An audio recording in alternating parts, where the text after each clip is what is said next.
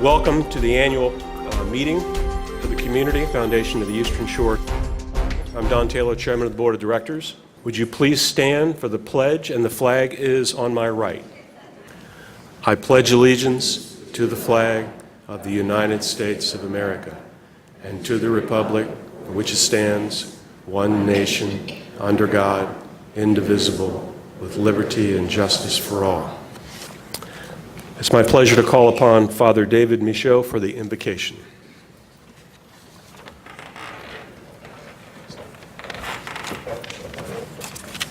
Let us pray. Almighty God, we come to you this morning with heartfelt thanks for the many blessings bestowed upon our community here on the Eastern Shore. We thank you for the concern we have for one another, the desire and willingness to help our neighbors, so that together we may live and work and thrive as a community, sharing with one another and enjoying the fruits of our labors. We are aware in our community that some are blessed with much in abundance and some are in need. And so we thank you for the Community Foundation of the Eastern Shore, which brings together resources to address needs, solutions to address problems, and the arts, culture, and preservation of our heritage to inspire greatness in all of us, today and well into our future. May your blessing be upon the work of this foundation, that more will be drawn to give for the betterment of our community, and that grants and scholarships will continue to touch the lives of so many right here in our community. We come to you today rejoicing in the work of the foundation, the generosity of its benefactors, and also honor individuals and organizations that have exemplary service to community, and ask your countenance to smile upon us at this happy occasion. And we ask your blessing this morning for the food we are about to receive. Bless the hands of those who have prepared our meal. Bless this food to our use and us to your service, keeping us always mindful of the needs of others. In the name of God Almighty we pray. Amen. I would now like to call the business meeting of the corporate members of the Community Foundation of the Eastern Shore to order. It is my pleasure to introduce Melody Nelson, Chairman of the Membership Committee, to present the report of the committee, and Jim Thomas, Treasurer of the Community Foundation, to review the fiscal year 2013 audit. Thank you, Don. Well, today, on behalf of the Membership Committee, I am quite honored to be able to present to you two outstanding individuals for membership to the Board of Directors of the Community Foundation. First, before I introduce the two nominees, I would like to take a minute and thank my Membership Committee for the fine work they've done this year in pulling all this together, and I'm going to recognize them. Jim Allman, Art Cooley, Charles Gosley, Kathleen McLean, Ray Shockley, and Jeff Turner. And just thank you very, very much. This year we have two nominees that will actually be nominated for a 3-year term on the board. Our first nominee is Andy Kim. Andy is a certified public accountant and the principal of Kim and Associates Public Accountants.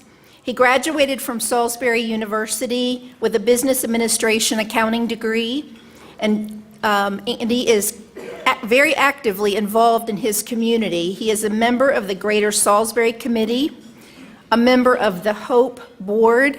He serves on the Warwick Community Foundation, the Community College Advisory Committee. He is a member of the American Institute of Certified Public Accountants and the Maryland Association of Certified Public Accountants.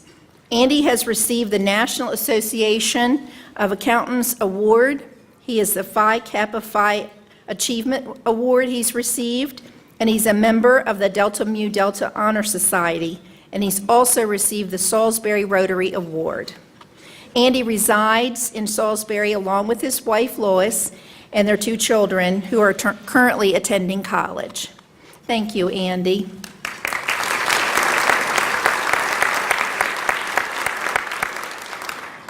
Our second nominee today is actually Greg Tawes.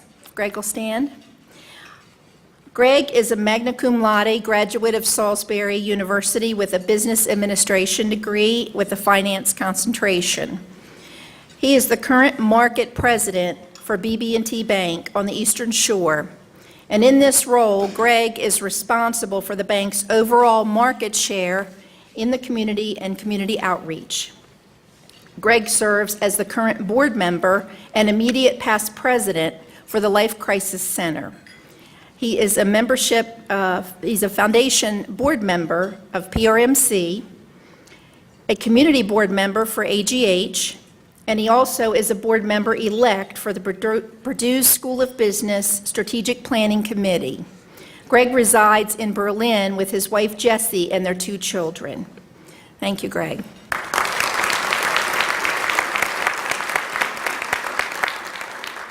Presenting these 2 nominations, Andy Kim and Greg Tawes, may I please have a second to these nominations? Dr. Zant, thank you for the second.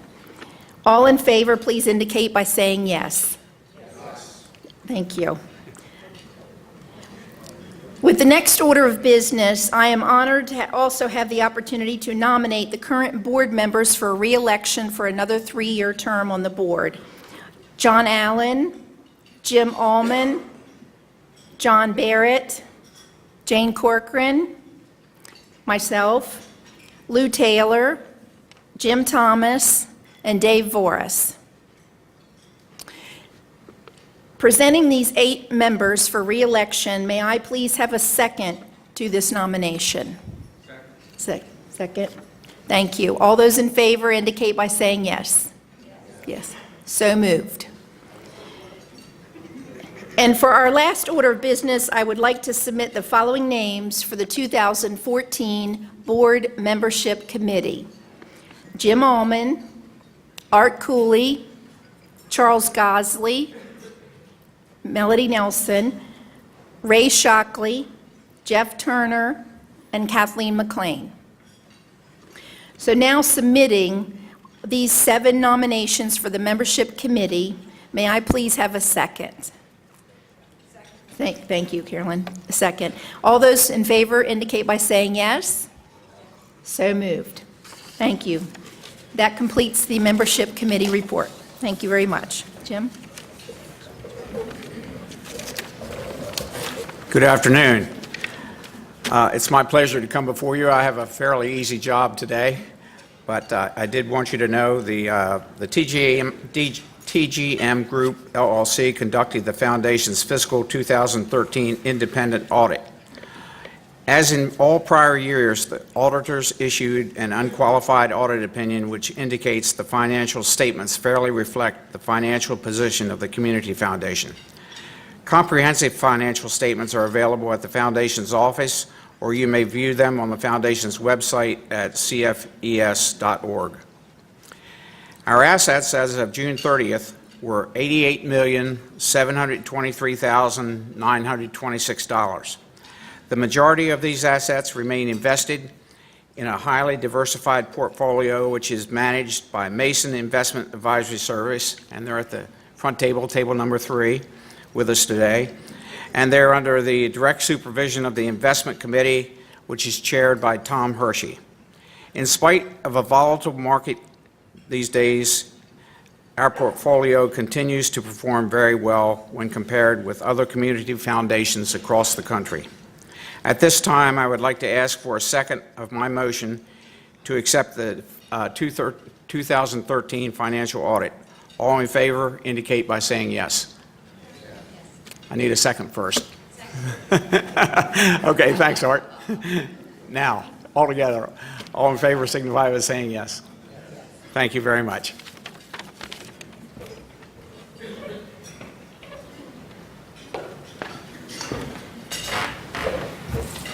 Thank you, Jim and Melanie. Is there any additional business to come before the Foundation at this time? Hearing none, the corporate meeting of the Community Foundation of the Eastern Shore is now adjourned. Each year we come together for this annual celebration of the impact of the Foundation.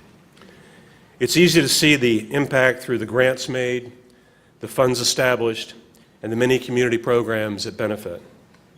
In my time on the board of the Community Foundation and my 2 years as chair, I've been struck by the work at the foundation that goes on behind the scenes.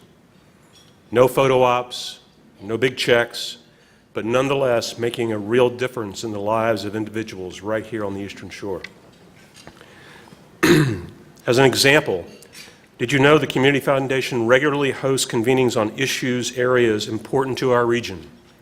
This year we're working with local experts in healthcare, education, and veterans issues. The foundation has used this strategy for many years because despite all of our best efforts, it's so easy to silo ourselves and not see the opportunities for collaboration and partnership. These conversations inform the grant-making activities of the foundation, engage our donors in projects, and identify opportunities for the CFES staff and board to learn more about our community, and result in new initiatives that ultimately might not formally include Community Foundation, but the seeds were sown in these conversations.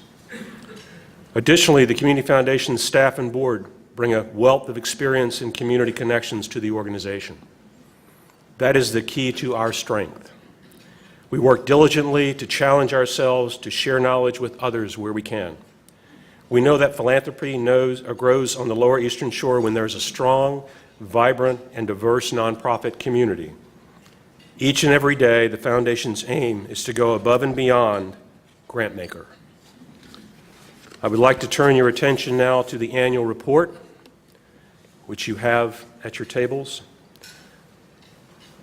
This year's theme, and also our new tagline, philanthropy is contagious. Catch it. A copy has been placed in each seat. I encourage you to take it with you and share it with your friends. The staff has coordinated a brief video, so please enjoy.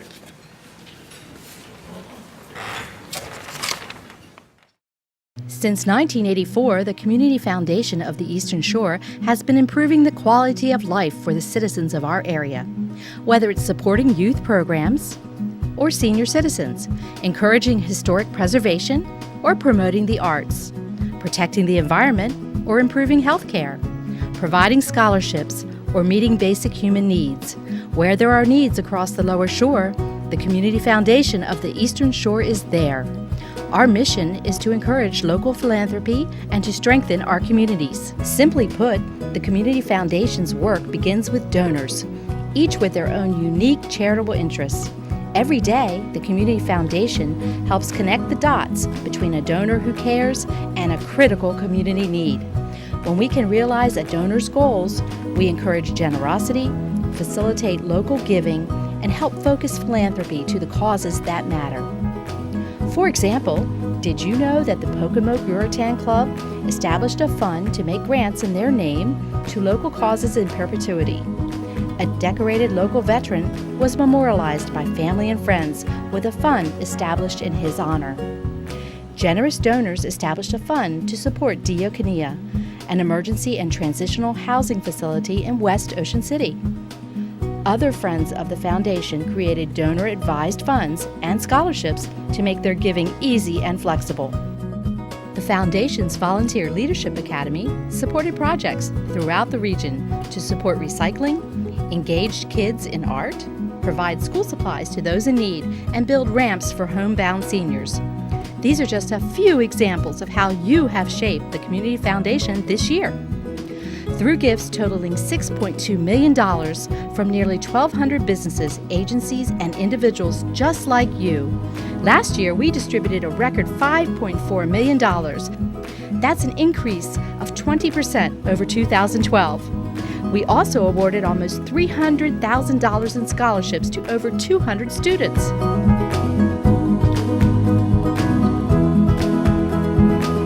We encourage philanthropy by supporting all donors in the pursuit of their personal, charitable objectives, and we provide a unique opportunity to help each donor embrace their inner philanthropist. On behalf of the staff and board of directors, we say thank you to our donors, volunteers, professional, and nonprofit partners who have challenged themselves to identify problems, leverage resources and knowledge, and make a difference for the Lower Eastern Shore.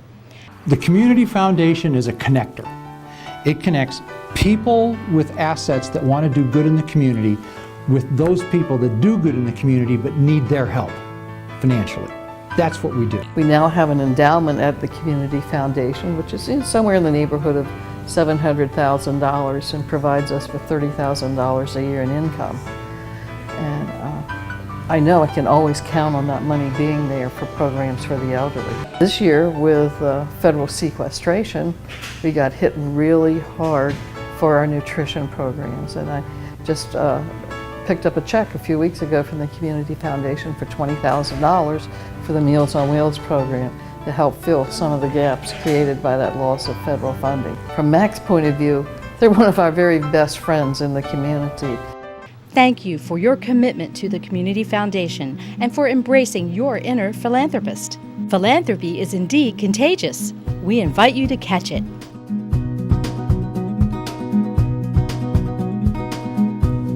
What a story, huh?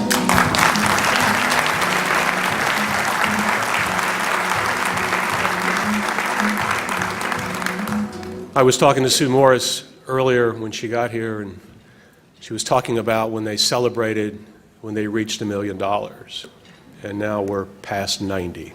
So that just really shows you what a community can do when they come together. The production of the video would not have been made possible without the generous donation of Comcast Spotlight. They donated the production time and talents. Also, WBOC provided footage from the Delmarva Life program. We're truly grateful for our annual report and annual meeting sponsors, PNC Bank, Mason Investment Advisory Services, Bank of Delmarva, Comcast Spotlight, First Shore Federal Savings and Loan, Francis Scott Key Family Resort, Hebron Savings Bank, Pepsi Bottling Ventures, Raymond Shockley, Pam and Mackie Stansel, and BB&T Bank. Would also like to thank Jackie Cassidy of Flowers and More for the centerpieces, Walt Warren of Peninsula Printing for donating our programs, and finally PAC-14 for recording this event. We appreciate our sponsors who support these two marketing initiatives, the annual report and the annual meeting. In terms of the annual report, I would draw your attention to page 2. It highlights some of the more significant events for the Foundation during the past year. And to repeat what was said in the video, the Foundation received over $6 million in gifts last year. The fact that there was a 20% increase in grants in this past year is absolutely phenomenal. Many individuals donate their services to the Foundation, and on page 25, we recognize these individuals and businesses that support special projects and events. And the Community Foundation thanks these individuals and businesses for providing us their special talents and services. Please give all of our sponsors a big round of applause, please.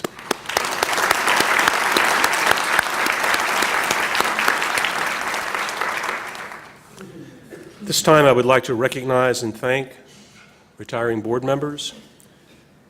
Anna Marie Dickerson served 9 years as a member of the Board of Directors. She also served 9 years on the Community Needs Committee.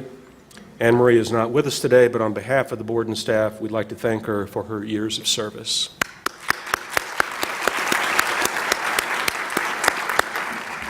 John Stern is here today.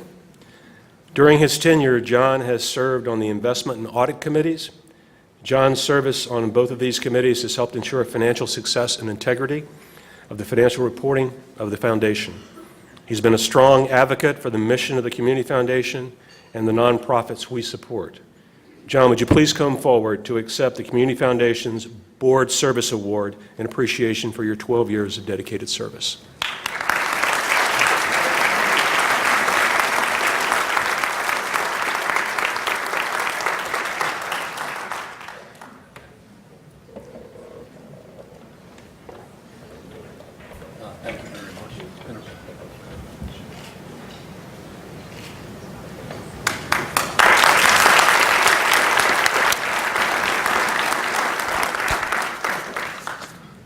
At this time, we normally do the Chairman's Award, but we have a special celebration.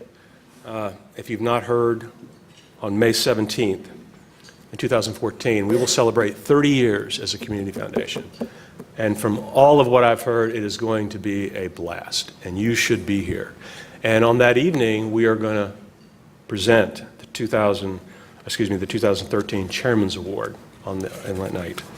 This time I'd like to introduce CFES President and CEO, Dr. Doug Wilson.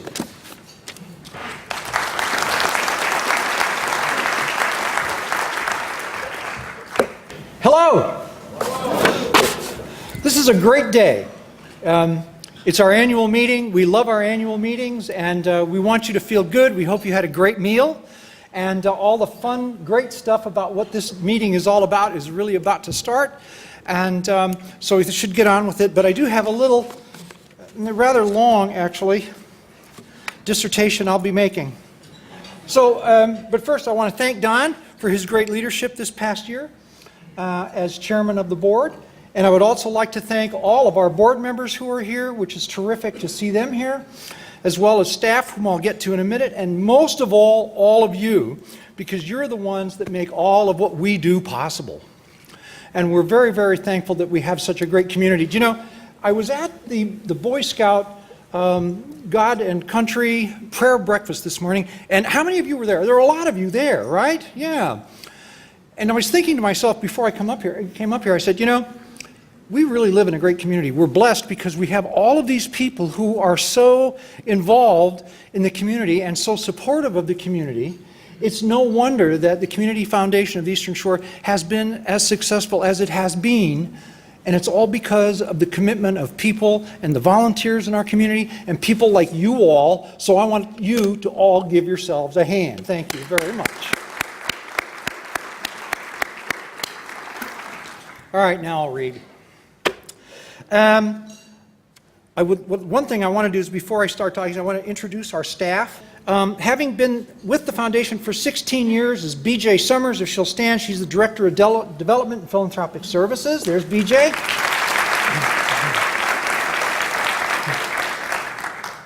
And next, we have two people at 10 years, Erica Joseph, who's our Vice President of Community Investment, and Pat Strasberg, our office administrator, wherever Pat is. Is she here? Oh, there she is in the back. Thank you.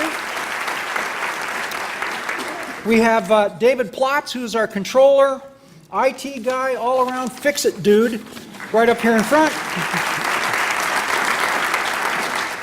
At 3 years, we have a couple of people. We have Ann Schoolcraft, Public Relations and Marketing Officer, and Ann's here probably with a camera, and Heather Towers, our Program Officer. Heather just shot up and then shot back down again, but she's sitting in the back there. There she is, okay. And then lastly, we have Sharon Dixon, our finance officer. Has been with us for 2 years. I know Sharon's here somewhere. There she is in the back as well. I'm really, really fortunate to have such a great professional, dedicated group of individuals that work at the foundation. They are fabulous. Their incredible support for me has been very beneficial as I try and work my way through what a foundation really is all about. And I must tell you that foundations may seem simple, but they're incredibly complex. And the things that we do are important and challenging and beneficial to all of us. And it's the work of the folks that you have working at the foundation that are really, I have to thank and applaud for all the hard work that they do. Do you know, interestingly enough, I was amazed, you know, we have David Michaud here who gave us our invocation. David was an executive director of the foundation early on, and we have Spicer Bell, who's, if he'd put up his hand, where's Spicer? There he is. He was my predecessor. Thank the Lord he retired so I could get in here and do this job. And then, of course, you know, believe it or not, way back in the early beginning, you know, the Greater Salisbury Committee was part and parcel responsible for getting this going. And Bob Cook was actually the interim, there he is, interim executive director for a number of years as well, right? Yeah? Now,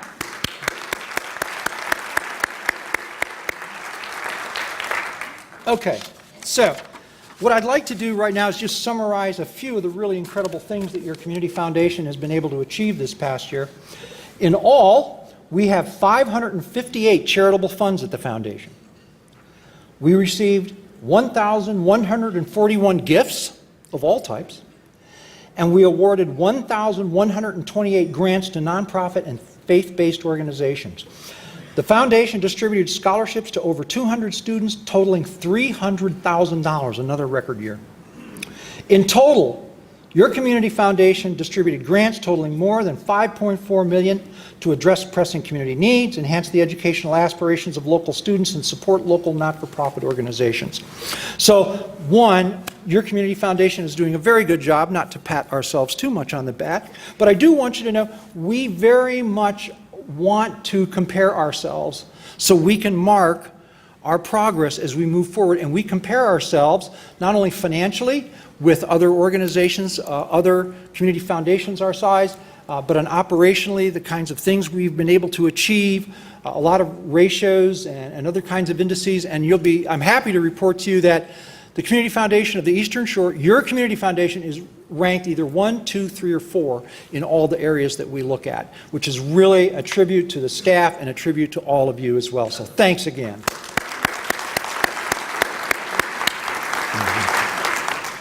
I'm finishing it. But as we all know, the Community Foundation is not just about 1 year, no matter how successful it's been, and this has been an incredibly successful year, but our story is continuous, right? We're going to be here forever and ever. That's our hope, so that we can continuously provide back to the community.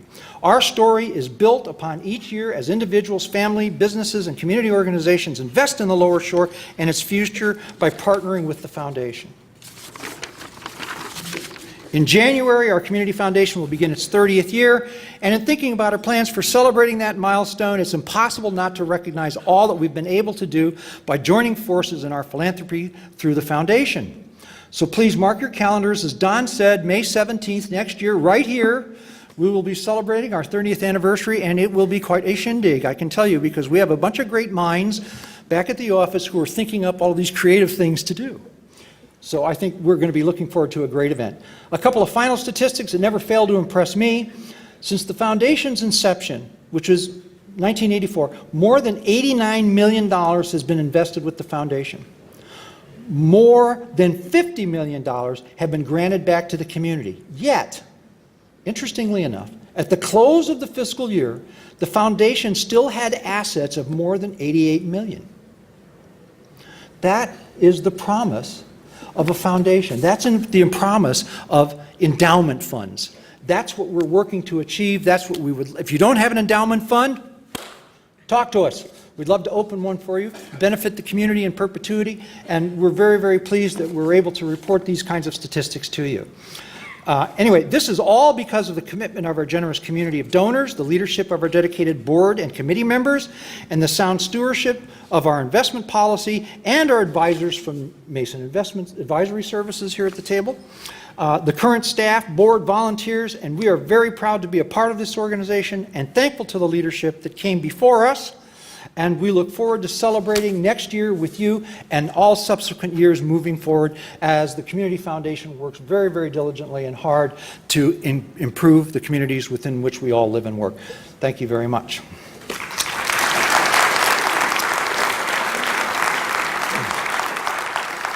All right, now to the fun part. We're going to move on to the awards. The Volunteer of the Year Award. The Volunteer of the Year Award is an exciting addition to the Community Foundation's annual awards program.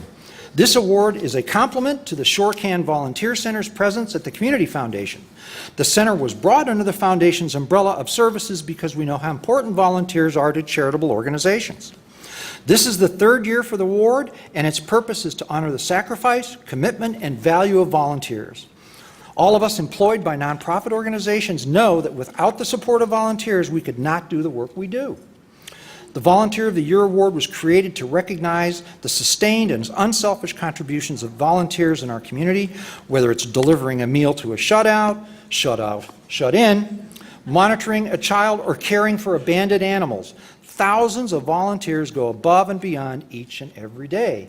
In presenting this award, we are honoring not only the recipient, but all our volunteers and the spirit of volunteers throughout our communities. In addition to the Volunteer of the Year Award, the honoree will receive $1,000 for a charity of their choice. So at this time, I'd like to introduce Community Foundation board member and chairperson of the Volunteer of the Year Selection Committee, Dr. Carolyn Johnston, who will introduce the 2013 Volunteer of the Year. Please join me in welcoming Dr. C.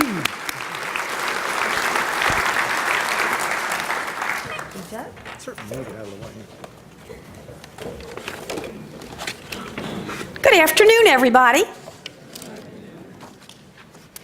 As many of you know, the Mary Gladys Jones Volunteer of the Year Award is presented to an individual or individuals who exemplify the spirit of volunteerism and have made and continue to make outstanding contributions, sustained and unselfish contributions to the community through service to youth, education, human services, community development, health, or the environment. This year's recipient has managed to touch many of these areas through work with youth. Many become involved in organizations when they're driven by something personal and close to their hearts. Our recipient this year is no exception. When a member of the recipient's family had academic difficulties, this person reached out to the community for help and found a community center known for working with students who needed a little extra help. Our recipient's most vital work has been delivered in services and in education to at-risk and underprivileged children. By providing a neutral place of patience and acceptance for at-risk children, by partnering with many organizations so students could see the importance of collaboration, like Mount Calvary United Methodist Church of Fruitland, the Delta Sigma Omega chapter of the Alpha Kappa Alpha sorority, the Wicomico County Health Department, the Fruitland Police Department, Salisbury University Conflict Resolution Department, the Maryland Food Committee, the NAACP, the Wicomico County Free Library Bookmobile, the Wicomico County Board of Education, the Billie Jean Jackson Salvation Army, the Fruitland Chamber of Commerce, and the Fruitland Schools. Service and education. By starting Girl Scout and Boy Scout and 4-H programs for youth. By reaching out to current and retired teachers, current college students, high school students, AmeriCorps workers, and members of local churches and residents throughout the county to provide tutoring to all of her children in reading, science, math, including STEM and robotics, and music. By arranging historical and cultural trips for children, reaching beyond their home environments to places like Washington, D.C., the Maryland Science Center in Baltimore, SU, UMES, the Harriet Tubman Museum in Cambridge, the Sturgis One-Room Museum in in Pocomoke, the Hazel Outdoor Center, the Marine Science Consortium at Wallops Island in Virginia, the Salisbury Zoo, and Ocean City. By seeking grants through organizations like the Redmond, Rotary International, the Hazel Foundation, the Community Foundation of the Eastern Shore, to provide students with iPads, internet instruction, school supplies, and building repairs. By donating her private funds to provide groceries for needy families and summer science camp registration fees for children. By envisioning a student community garden, which became a reality this past summer with the help of an Eagle Scout and a few Fruitland Community Center students, planting and reaping cabbage, beets, squash, and cherry tomatoes for families. Her ideas begin as seeds and end up as oak trees. If you've ever been asked by this person to help, it is impossible to say no. You become one of her many branches. I would like to share a few quotes from the letters that the committee received about our nominee.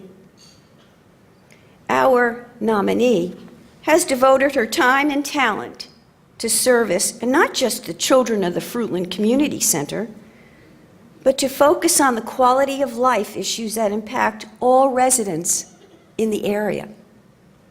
She is keenly aware of the economically challenged families in the Fruitland community, and she works hard to assist them in every way possible.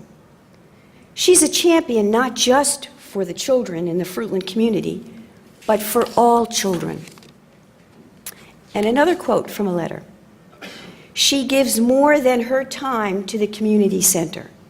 Her caring and giving go beyond something that can be measured in hours or minutes. She gives her talent, her knowledge, and her heart.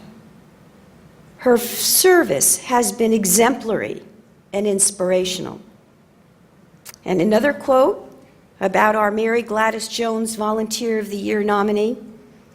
Since I have known her, she is always helping someone. She has a heart for volunteering. She has a deep-rooted passion for helping children and others. I don't believe she's ever met a child who wasn't her own. In other words, she knows no strangers. Everyone is someone in her sight. She is determined to see children succeed and to become all that they are created to be, from seeds to trees.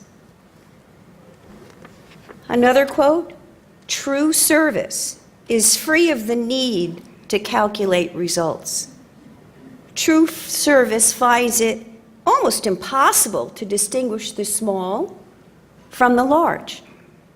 True service rests contented in not being recognized, and true service is a lifestyle."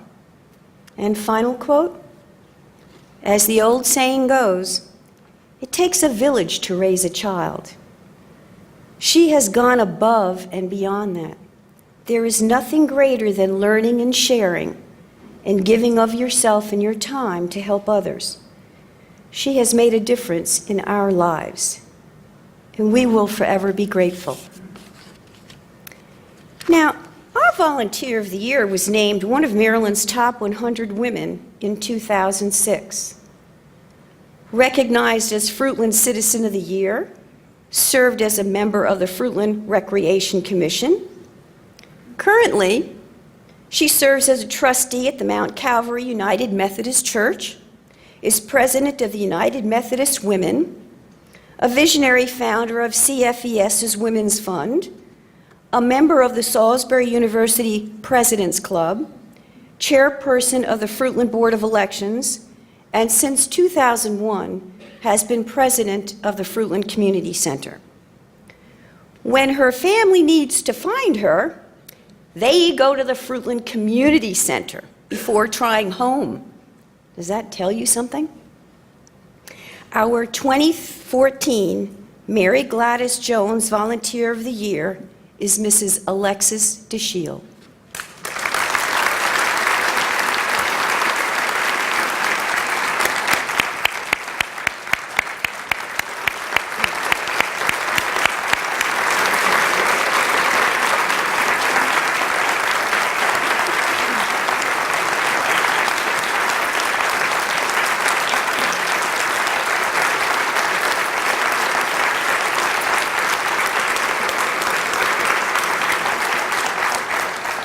Now, as I told you before, we become involved with organizations because of people near and dear to our hearts.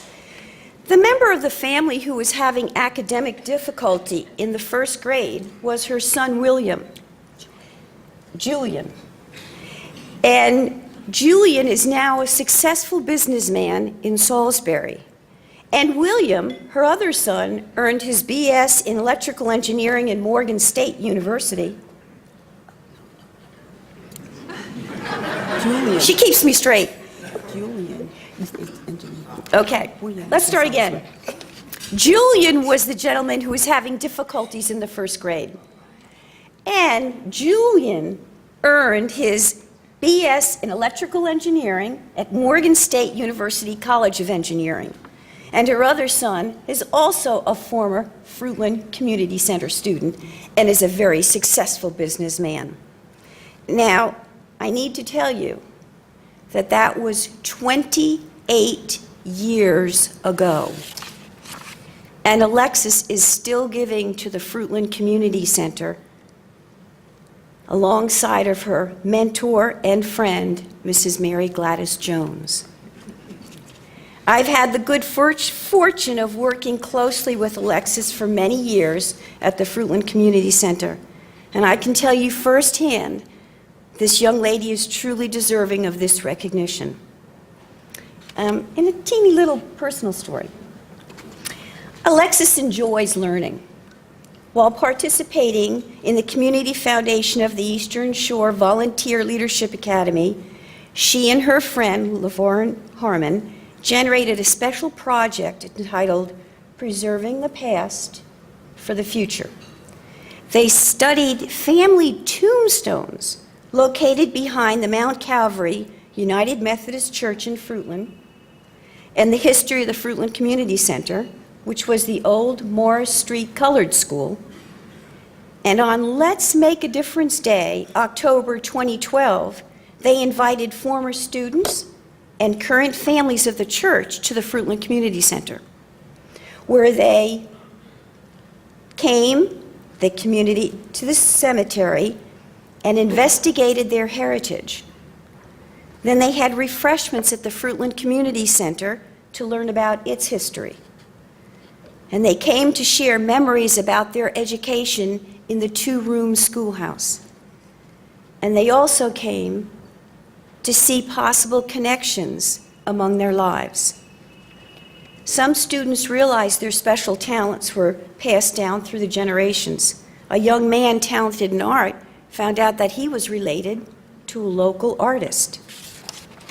Another child, creative in handiwork, found that his descendants were builders in the area, from seeds to oak trees. In her free time, Alexis is married to Mr. Keith DeShiel, and not only do they have two handsome sons, William and Julian, but they have 4 beautiful grandchildren. Miss Alexis.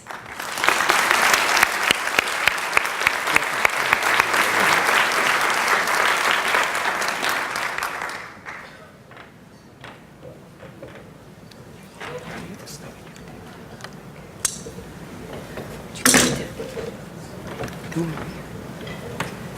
behalf of the Community Foundation.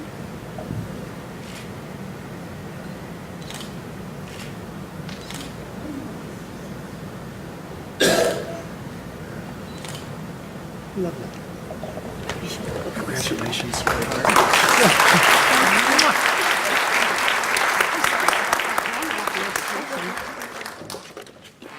Thank you, Community Foundation of the Eastern Shore. The very first computers that were purchased at the Fruitland Community Center was through a generous grant from the Community Foundation, from the Hazel Fund. And I was awed when Mrs. Jones and I discovered that our first iPads were also funded from a generous grant from the Community Foundation of the Eastern Shore. And Dr. Johnston and the Bill Johnston Fund has funded our summer camp program since 2005. And the Alpha Kappa Alpha sorority that Mrs. Jones is a member, our program would have closed in 1991 if it had not been for her organization and their support, and Mrs. Gladys Gosley. But most of all, it is the Community Foundation of the Eastern Shore and all of the communities members, especially our town of Fruitland, that have supported our mission and our ministry. But in all of my years there, it is the light that are in the eyes of every child when they leave the center each day. Thank you, Mrs. Mary Gladys Jones. Thank you so very much for inviting me to walk beside you, behind you, and to love you. Thank you.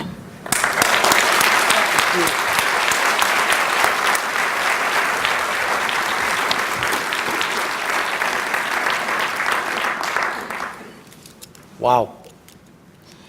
Our next award is the Nonprofit of the Year Award. It's the Richard A. Henson Award. It was established in 1989 to honor Richard A. Henson for all his generous contributions to our community. The Henson Award for Nonprofit Excellence sets a high standard for nonprofit organizations serving the Lower Shore. The organization selected to receive this award must make an outstanding contribution to the well-being of residents of the Lower Shore by responding to a significant community need, showing ingenuity and innovation in utilizing resources, and demonstrating excellence in board leadership and responsibility. Once again this year, many excellent organizations were nominated, making our choice extremely difficult. In addition to being honored by the Community Foundation, the organization receives a $5,000 check to support their work. At this time, I would like to introduce Marty Neat, former Foundation board member and chairperson of the Nonprofit Award of Excellence Committee, who will introduce this year's Henson Award recipient. And I'm also proud to recognize Marty as a former recipient of the Humanitarian Award sponsored by Frank Morris. So.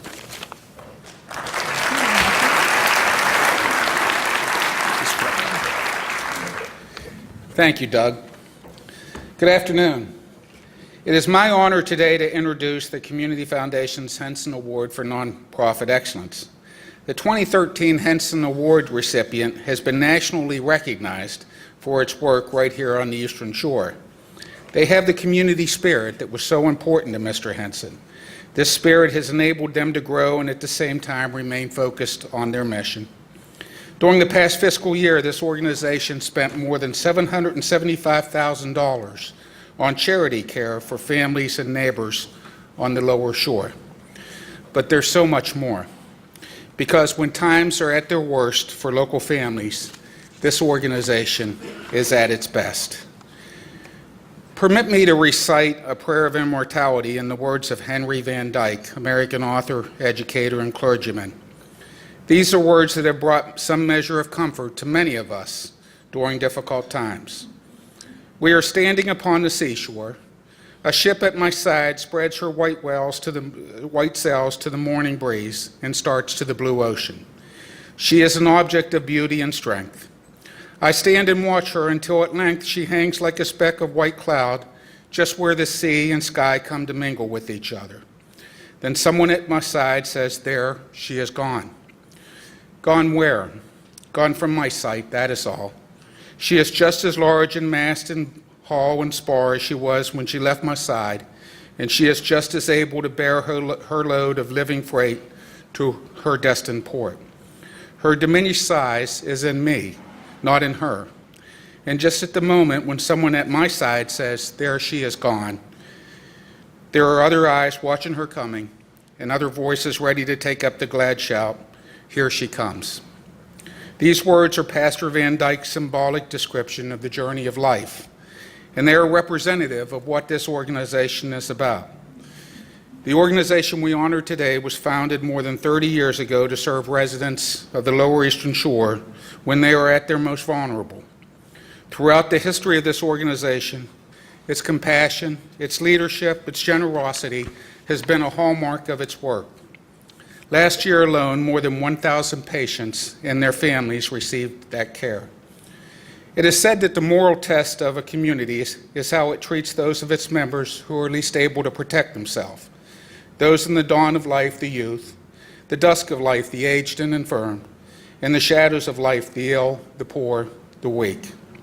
Through a diverse array of community partnerships and a powerful and compassionate cadre of volunteers, this year's Henson Award recipient continues to serve those who are the most vulnerable, those with serious and life-limiting illness, those who will not recover, and the families who are experiencing the shadows of life. This organization is a healthcare provider, but it does so much more, such as coordinating a prom-themed Sweet 16 party for a chronically ill child who would otherwise miss both. We're making it possible for a local World War II Navy vet to remain in his home by supporting his spouse with a wide range of medical and emotional support, but most importantly, peace of mind, because she knows she's not alone. These are just two of the thousands of examples of how this nonprofit provides comfort, security, and the celebration of life's joys for all in our community who are living with or supporting loved ones facing end-of-life's challenges, both emotional and physical. I suspect that many in this room have experienced such service for their own loved ones, and your burden was lessened. It is my great honor to introduce the 2013 recipient of the Henson Award for Nonprofit Excellence for its inspiring commitment to care as they work to bring dignity and quality of life for patients and families who face life-limiting conditions, Coastal Hospice and Palliative Care.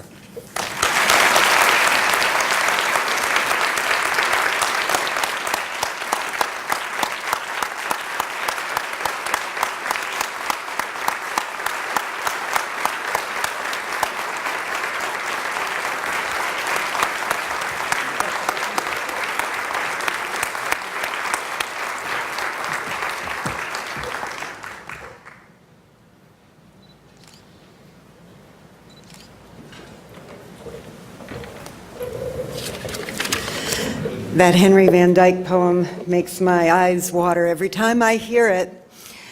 I am very humbled and honored to be able to accept this award on behalf of Coastal Hospice.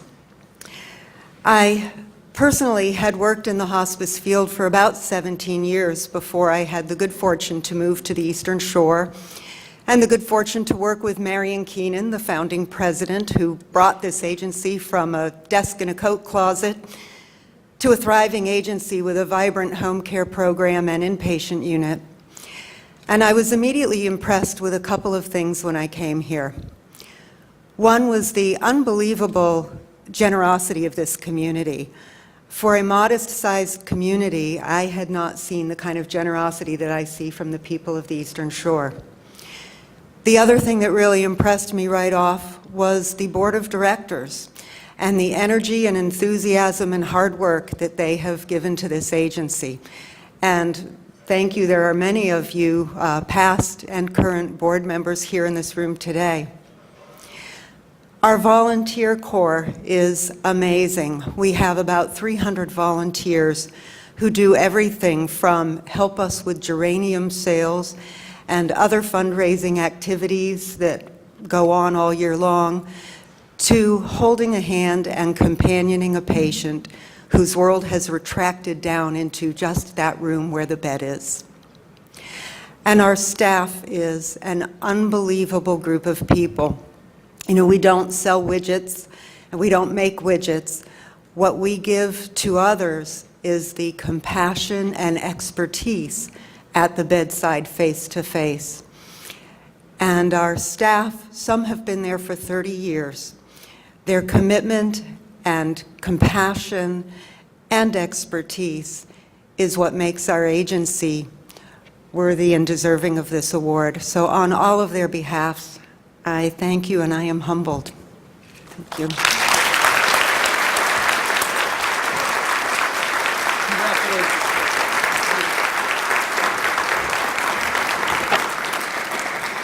Lastly, but certainly not least, the Frank H. Morris Humanitarian Award. Fortunately, we have members of Frank's family with us today.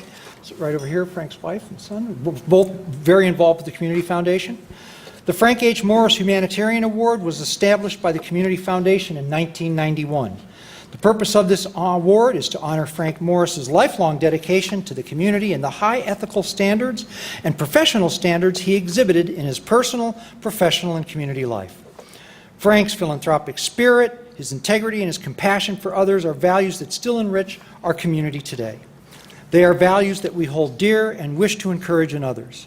We continue to value them by annually presenting the Frank H. Morris Humanitarian Award, and I'd like to recognize members of Frank's family. Sue Morris, which is here, right here, and next to Sue is, of course, their son, and Sue Morris has been a 12-year member of our board of directors and continues to serve on our Community Needs Grants Committee. And Jim, her son, is a current member of our board and is the chair of the Morris Award Committee.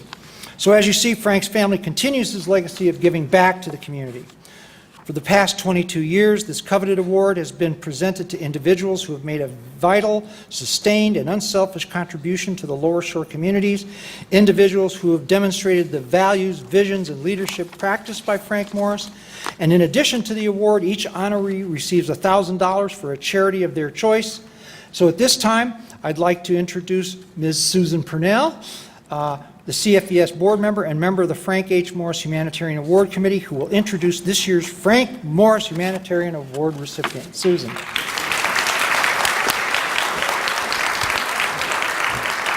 Thank you, Doug. I am truly honored to be presenting the Frank Morris Humanitarian Award because this year's recipient has been an idol of mine for years. I'm actually really nervous about this, and I usually am good at this kind of thing. But we received 6 nominating letters for this person from 6 of our most respected organizations, and I came to the conclusion that this year's winner is truly a unique force in our community. All 6 letters had several common themes that I want to share with you, and you'll see what I mean by force. What kind of force, you might ask? Well, the first answer to the question is a quietly persuasive force. Here's what some of the nominators had to say. What sets this person apart from so many leaders is their very kind way of getting a point across. Another quote. Not ever is their voice the loudest in the room, but usually it is the one with the most impact. And this quote. This person demonstrates how patience, kindness, and gentle power, tempered with diplomacy and integrity, can greatly affect the outcomes in organizations. A quietly persuasive force. What other kind of force, you're wondering? A compassionate force. I quote again, one of the things I most admire is her ability to find the good in everyone she meets. Okay, I've said it. It's a female. So all of you deserving men out there can just sit tight. You're not going to be pulled up here. I can't stand using that pronoun they. Another great quote to make the point of compassionate force. This person takes her compassionate heart and intertwines it with her skills and talents to propel an organization to that next level. On a personal note, and it's funny when Carolyn was talking, I was thinking about this. If you've ever walked into a room with this person, you are immediately taken by how many people she knows intimately. And I mean intimately. She remembers that your Aunt Tilly just had a hernia operation. She can tell you that your cousin Sam is going to school next year, college next year. She makes you feel as if you're the only person in the room with her very warm and focused attention. One of the nominators summed up her compassionate force with these words, her grace and strength are wrapped together into one soul. Wow. What other kind of force? She's a guiding force. She has spent her entire life, now albeit a short one because we're the same age, contributing to the improvements in our community. I will begin to identify some of the nominating organizations because they all refer to the growth that they've experienced because of this year's recipient. Let's start with SU's Dr. Janet Dudley Eschbach's comments. She says, she has shown a generosity of time and talents to her alma mater and has been a participant in all of the progress made on this campus over the last 2 decades. PRMC's Dr. Peggy Nalepa writes, while she is very humble and not one to seek the spotlight, it's no secret how important a role she has played in helping us to move our healthcare team to that next level of outstanding care. HALO's Executive Director, Celeste Savage, a past recipient of the Humanitarian Award, sought out this year's winner in 2007 when HALO was just a startup organization. Why? Because I knew she was a woman that could assess a situation and find solutions to work through it. I felt she could help HALO move in the right direction, and she has done just that. Coastal Hospice Volunteer Coordinator Judy Hunt Harris says, blending her understanding of our history, she's been a volunteer for 22 years at Coastal Hospice, With her financial and business know-how and her commitment to our mission, she is guiding us into the future. Finally, this person is an exemplary force. Several of the nominators stressed what a role model she is. Stacy Weisner, Executive Director of Delmarva Zoological Society, explains, "This person took me under her wing and has helped me learn how to do my job better in countless ways. She has been the best mentor for me. She's always quick to give credit elsewhere and always so happy to see others succeed." Judy, again, from Coastal Hospice, writes, "She's a role model to me and to others. She's a lovely human being and always brings out that human side in the discussions of business." I echo those sentiments because since I've been back in Salisbury, I have considered this year's recipient to be my role model. If I have a particularly nagging professional dilemma, this is the first person I call. She listens without judgment. I can totally trust her moral compass. I have had the honor of serving on many boards with her, and I agree with all the nominators. When this person talks, everybody listens because they know the integrity and the sincerity behind her words. As Ed Thomas, the president of the Bank of Delmarva, said in his letter of support, her position at the bank is her paid job, but she also has maintained a second career as a volunteer board member, and in most instances, rising to a leadership position in those organizations. She's made many lifetime contributions to so many organizations and has exemplified the qualities of the Frank Morris Award. And oh, by the way, Ed, she also has a third career. On weekends, you can find this year's recipient helping her husband, Rodney, in his very successful antique store. I know, it's exhausting just thinking about the breadth of her commitments. So, on behalf of all of these organizations that she has served, Salisbury University, PRMC, Coastal Hospice, HALO, the Zoo, the Girl Scouts, Life Crisis, Rotary, and indeed the Community Foundation itself, as she is a visionary founder of the Women's Fund, I am thrilled, beyond thrilled, to award this year's Frank Morris Humanitarian Award to my very dear and deserving friend, Debbie Abbott.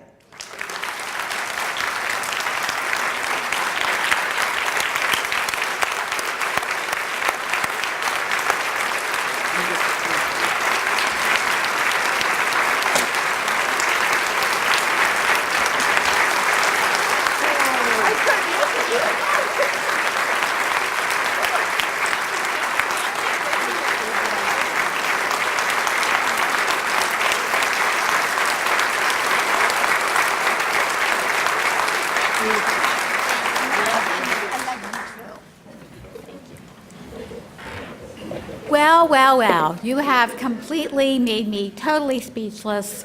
I'm just floored, but very appreciative and very humbled because I had the privilege of knowing Frank Morris, and he was a wonderful man. And to even have my name in the same sentence as Frank Morris, let alone an award, is just amazing, and I thank you. I am a very fortunate person because every single person in this room is worthy of coming up here and receiving an award like this, because look at all these fabulous people out there. So I'm very humbled that it's my opportunity, and I thank you. I'm very fortunate. I've had a lot of great role models. I had grandparents that helped found a church. I had parents that have just, Olin and Dorothy Shockley, that have just completed 60 years of serving the community in their ministry. And I have an uncle, Ray Shockley. You all know Uncle Ray because he's been so involved in the foundation, and he's set a great example of community service. And my cousin Greg, and then professionally to work for the chairman of the bank's board, Jeff Turner, and to have the role model that he has always set of community service and the support, go out there and do what's needed to be done. And again, the president of our bank, Ed Thomas, what an example he sets. Our EVP, John Brita, what an example he sets. And my team member, Michelle Thomas, everybody over there, they just set great examples. And so you just feel like, well, I better get out there and do something too. And, and I just really am so appreciative of all of you in this room, because every single one of you have been part of all the fun things that we've gotten to do to make a difference. And I cannot leave the mic without saying a word of thanks to my spouse, Rodney, because as you community volunteers know, it doesn't happen without that teamwork. And he's been cheerful, good sport about waiting to eat dinner at 7 o'clock or 8 o'clock or whenever time, you get home from this meeting or that meeting, or giving up a little bit of weekend time here or weekend time there. So I couldn't do it without that support. Thank you.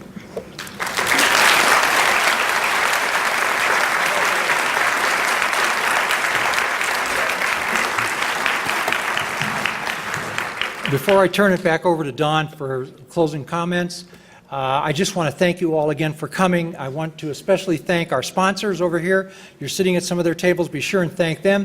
Thank our board of directors, our staff, and all of you. And we look forward to another great year at the Community Foundation. And now I'd like to turn it back over to Don Taylor, our esteemed chairman of the board.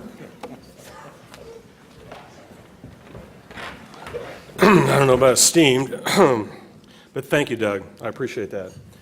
Congratulations to all our award winners. Please, we'd like you up at the podium for pictures, so don't rush out the door. Remember, this is your community foundation. Whether you volunteer, whether you donate your time or your funds or whatever it happens to be, this is your community. We just happen to be up here organizing and helping guide it. But keep that in mind, because it still remains one of our best-kept secrets. I am astounded the times that I talk in the community and nobody knows. They don't know we're here. So take that annual report, and it's up to you as an ambassador to get out there and let people know about what this best-kept secret really is. And share the good news. Don't forget to put May 17th on your calendar.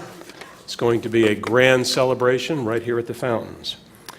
Before I ask Father David to come forward and give the benediction, I just want to share a story called Potato Chips. A little boy wanted to meet God. He knew it was a long trip to where God lived, so he packed his suitcase with a bag of potato chips and a 6-pack of root beer and started his journey. An old man was sitting in the park. He had lost his wife earlier that year and was forced to retire from his job just a few months ago.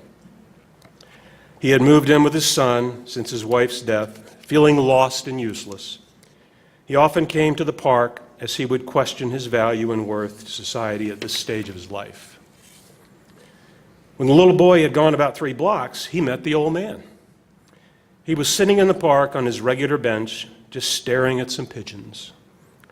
The boy sat down next to him and opened his suitcase. He was about to take a drink from his root beer when he noticed the old man looked hungry. So he offered him some chips. The old man gratefully accepted and smiled at him.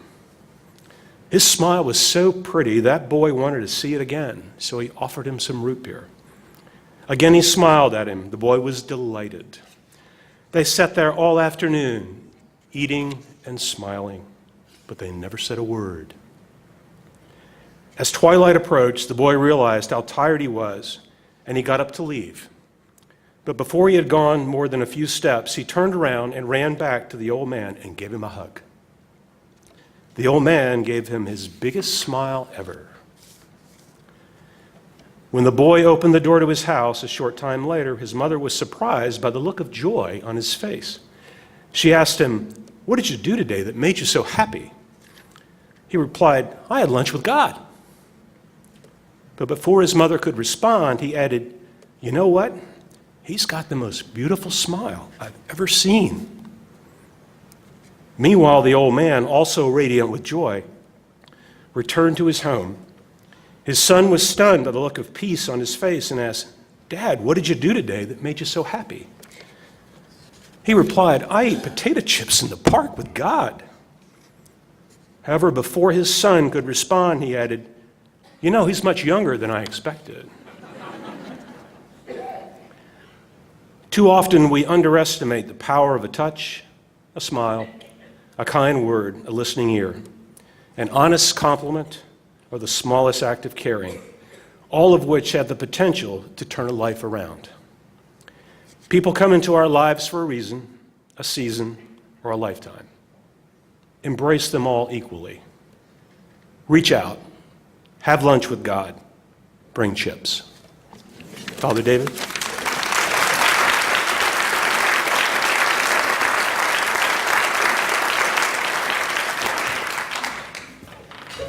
Now that I've been outed as a former CEO of this organization, I just have to say I am just it so warms my heart to see where this organization is going and the great leadership. You know, the saying is, one sows and another reaps, and it is just a joy to see all the good things that are happening. And also, it's the people that make it so. Please stand for the benediction. Let us pray. Almighty God, continue to bless the work of the Community Foundation of the Eastern Shore. Bless those who have established funds and contribute to the foundation. Bless those individuals and organizations who benefit from the giving of the Community Foundation. Bless Doug and all the staff who work tirelessly to fulfill the mission of the foundation. Bless the board members and the many volunteers who give their time and talent to make this organization a success. And continue to bless our community, to give us insight through us working together of how we might better serve your people in this community through this foundation. And now the Lord bless you and keep you. The Lord make his face to shine upon you and be gracious to you. The Lord lift up his countenance upon you and give you peace. Amen.